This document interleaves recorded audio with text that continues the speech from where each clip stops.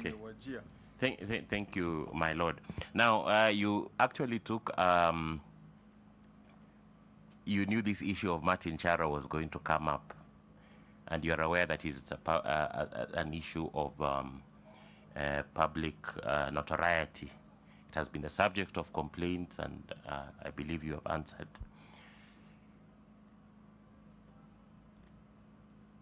That case, in that case, you said, in fact, we agree with you that, in fact, there are defenses in certain instances, which is what you said, isn't it? Now, the problem of the notoriety of this case is that it has been termed, and that it was the worst judgment according to the Women's Link Worldwide Bludgeon Awards, because it failed, the comments that were made therein, made by a judge, and courts have strong influence on the sense of justice and the daily life of people in countries across the world, whatever their political system or religious traditions and beliefs. So what they were complaining about is not so much that there is a defense. They are saying that it is the manner in which you communicated your sentiment. That was the complaint. It's not even that the decision was right or wrong. Yes? That is the complaint. You have talked about communication. Now, in your own view, the way you communicated this decision, is it something you have reflected on?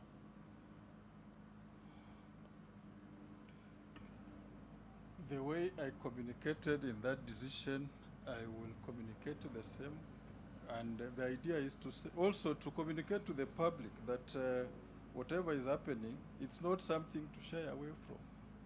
So that we come with moderate, soft words. One thing I'll tell you is that when I write my judgment, I'm not considering what the judge of appeal will say. I'm dealing with the problem as a judicial officer independently.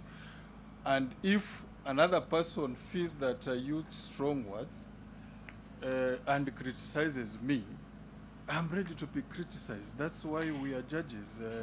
Yes, we are ready to be criticized, but isn't there an obligation on a judge, and you will be the Chief Justice writing judgments, isn't there an obligation to communicate to the public clearly without leaving a situation where somebody who is marginalized feels that you are not giving due attention to the situation? And I'll read for you what you said.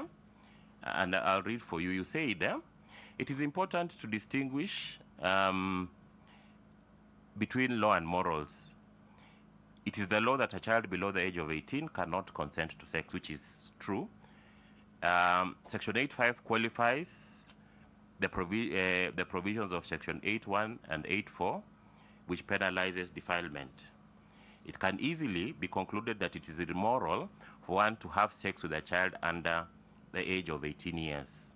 However, where the child under 18 who is protected by the law opts to go into men's houses for sex and then goes home, why should the court conclude that such a person was defiled? In my view, that cannot be defilement. The complainant normally does not complain, but is made to be the complainant because she is 18. My view is that such a behavior is that of an adult and not a child. Children are not meant to enjoy sexual intercourse. Whenever they do, then that becomes the behavior of an adult. Although the public will frown upon an adult who engages in sex with a child, we should not forget the circumstances have changed. Young children engage in sex at a very young age. This is not out of defilement. Conviction of a defiler should be based on actual circumstances and proof that the complainant was indeed defiled. So basically, when a person reads this, they say you, as a judge, are saying it is okay and a defiler should be let free if a child behaves like an adult. And it is something that, should not be discouraged. That is what the complainants are saying. Everybody will complain, Judge and Commissioner. Sorry to call you Judge. As I've said, everybody has his own interpretation of what you say. I believe I used very polite words, and I was picking from what the complainant said. If you go back, the complainant, I will be very honest, the proceedings before the magistrate court, that complainant said, I went to this man's house to have sex and I go home. That's what that lady said. Now, of course, that is different from your other decision. There's the decision of you gave the decision, the Council of Imams versus Attorney General. And in that case, you were very, very clear that whatever the cultural, religious, social issues, child marriage is illegal and it cannot be permitted, isn't it? And in fact, you were very firm. There was no equivocation on your part. And if you will allow me 2-3 minutes, these are two distinct cases. The first case deals with the defilement of a 14-year-old girl with a man that have been together for 3 years. The second one, it's a deliberate. You get a 16-year-old girl, marry her off and say the Islamic religion allows somebody to be married at that age. So, distinctively, if I am to say it's true, because she was 16, she agreed to be married there, because the problem in the second case was these people had been charged in a criminal case, and now they came to me saying the charges should be quashed because this lady was 16 years and she agreed to be married. The parents gave her to get to be married.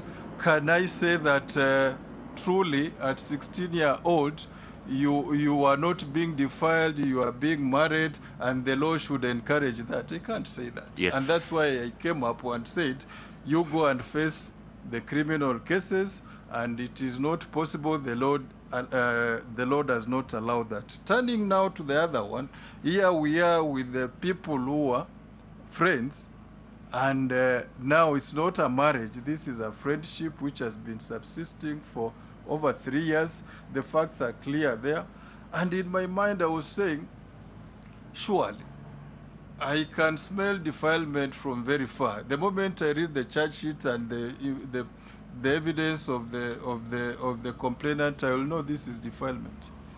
But there are those gray areas where you can see, surely, if the law should serve the society in this situation, do we have a defilement? Thank you. Mm-hmm.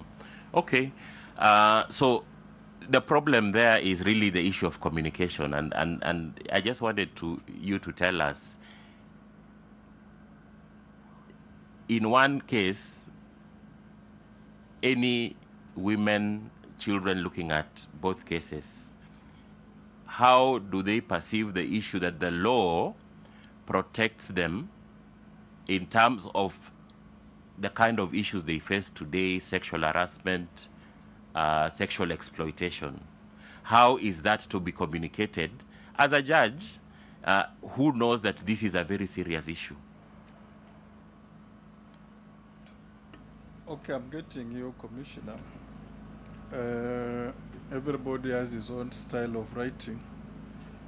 I believe maybe somebody else will say, if I was the one, I would have written like this, massage the paragraph, say how did this lady fall into this and that. So to me, as you have said, it was deemed to be the worst. Where was the competition done? It doesn't bother me. Who came next the following year? Why haven't we heard of another one? We have just heard of that. When was it remitted for competition? Who assessed it? So the following year, who took the trophy? So those are things which, as a judge, does not bother me. Okay. But communication, you have said, on reflection, I think I did my best to deal with the case at hand. And I can tell you for sure, despite all these hullabaloos, the number of magistrates who have called me to say you have freed us from these shackles of Sexual Offences Act.